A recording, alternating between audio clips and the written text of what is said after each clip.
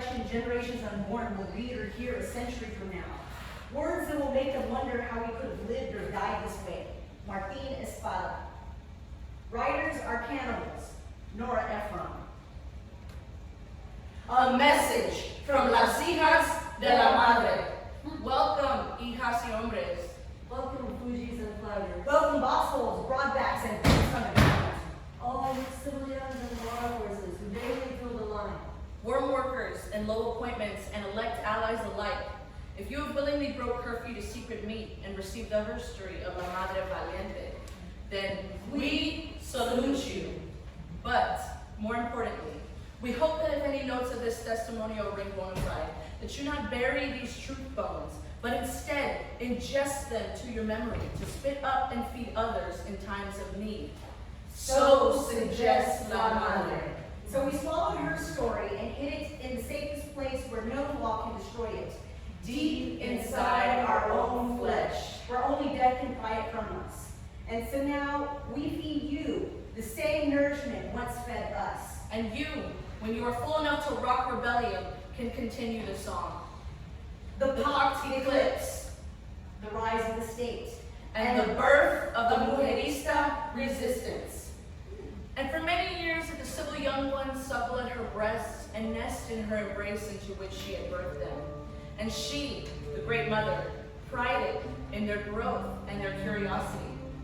And eventually their independent spirits scattered the children to the four winds, and contented with what she created, the great mother closed her eyes for a spell of peaceful repose. And she awoke from a nightmare, choking on stale air. Steel rods pierced her skin to her core, and concrete corseted her round. She labored to name one corner of her form which did not ache, for the entirety of her being was under attack.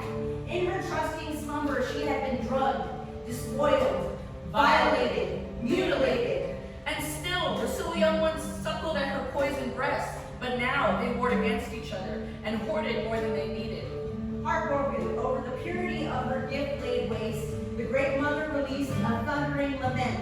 Her right hand, a riotous ocean, and her left hand, colossal cliffs of stone, curled up into fists and smashed down on her children, silencing the wars against the great mother and against each other. And she returned to a feverish sleep of self-preservation, weeping hot lightning tears and coughing up smoke and ash.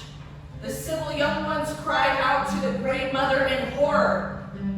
Some were humbled by her awakening. Others cursed her, and like rats on a sinking ship, trampled the bodies of the dead and continued to eat and shit their rat fill. With no remorse for the fallen, weak, or ailing. Not long after the fall, the young men resumed their warlording and hoarding, using weak flesh for sex and meat.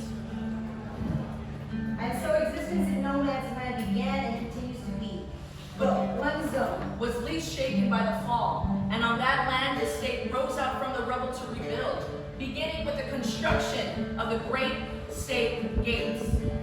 The elect few born within the walls of the state might have sat content to watch as those outside the gates rotted, had they not been crippled by breathing disease.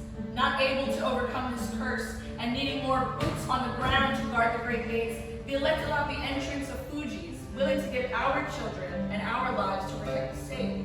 Milked for our fool's blood and our appointments, we toil to provide unlimited juice to the elect, while we must suffer blackouts, curfews, life in tenement yards, and restricted access to advanced device learning, reserved for the elect and scholars only.